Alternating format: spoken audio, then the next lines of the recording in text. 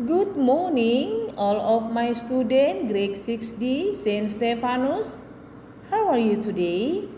I hope all of you fine,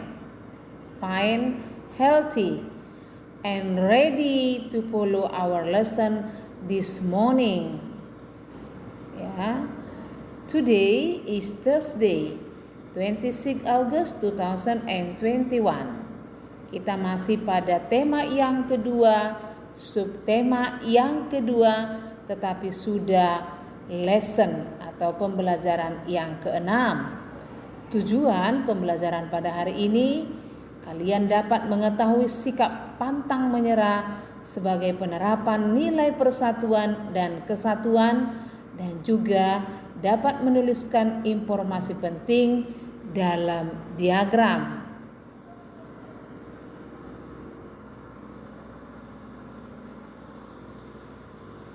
Kita muatan PKN atau PPKN, sikap pantang menyerah sebagai penerapan nilai persatuan dan kesatuan. Mari kita lihat gambar ya. Ini murid kelas 6D ini ya. 6D, Santo Stephanus, si Adeo, si Andreu, Stephen, Samuel, Lukas, Rafael Manihuruk, Rafael Sitorus ya. Dan yang lainnya. Kita bayangkan dulu ini diri kita dengan penuh semangatnya, tangan diancungkan ke atas ya, tangan kanan, bendera di tangan kiri, lalu ada juga di kepala ya, menandakan semangat yang luar biasa. Nah, penerapan nilai persatuan dan kesatuan, selain rela berkorban, sikap pantang menyerah juga dibutuhkan dalam bekerja sama.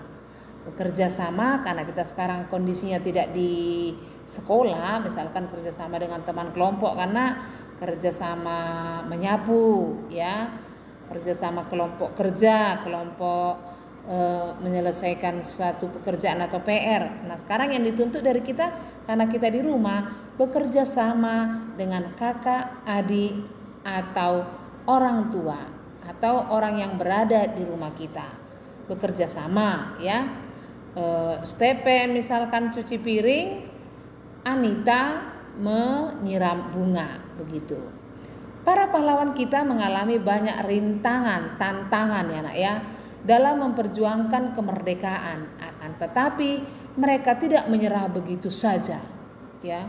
Mereka sungguh mempunyai perjuangan yang luar biasa. Mereka tidak pantang menyerah.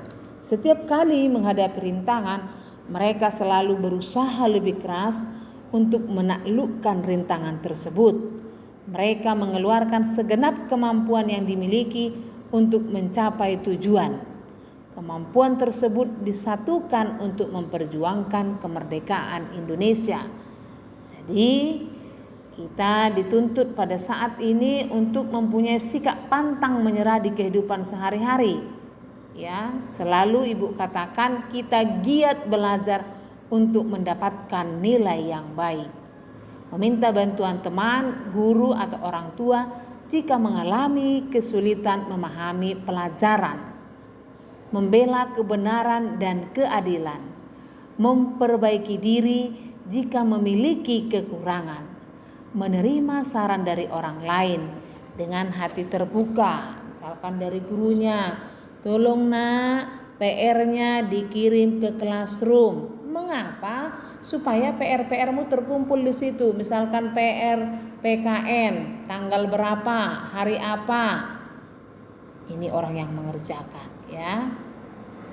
Kita mempunyai satu nomor saja di classroom misalkan ya. Baik Bu, ya, dikerjakan ya. Dengan hati terbuka, saran-saran yang baik itu dilaksanakan dan dikerjakan ya. Begitu dia ya untuk kita ya.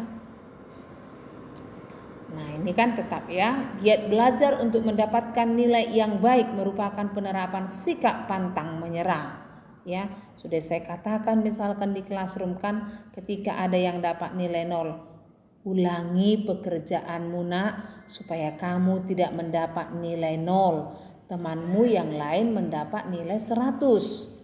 Dibaca tetapi tidak dikerjakan. Coba Ya. Mana lebih enak mendapat nilai 0 daripada 90? Nah, begitu. Jadi harus dicoba dulu kan, dicoba. Kalau tidak tahu kan tanya orang tuanya atau ditelepon ibu gurunya atau di Japri, pertanyaan dijawab kan. Tetapi kalau sudah paham dan tidak dibuka misalkan video pembelajaran tetapi ditanya, maka ibu katakan berarti tidak kamu buka video pembelajaran. Ayo coba dulu buka videonya kembali, pasti dapat jawabannya. Begitu dia nak. Bukan lalu dibilang ulangi pekerjaanmu nak, tak ada dikerjakan. Berarti dia mau nilai 0. Ya, tidak ada jiwa juangnya. Begitu ya nak ya. Lihat gambar ini kan dengan penuh semangat ya. Rapi tempatnya juga kan, bersih. Ya. Muatan bahasa Indonesia. Menuliskan informasi penting dalam bentuk diagram. Masih tetap kita dalam diagram ya, peta pikiran ya. Kamu dapat menggunakan kata tanya apa, siapa, di mana, kapan, mengapa, bagaimana untuk menemukan informasi penting dalam suatu teks ya. Nah, jadi nanti anak didik kami tidak ada lagi yang membuat hanya jawabannya. Sudah jelas dikatakan ciptakan kata tanya, lalu ini ada jawabannya. Ini jawabannya, ciptakan kata tanya.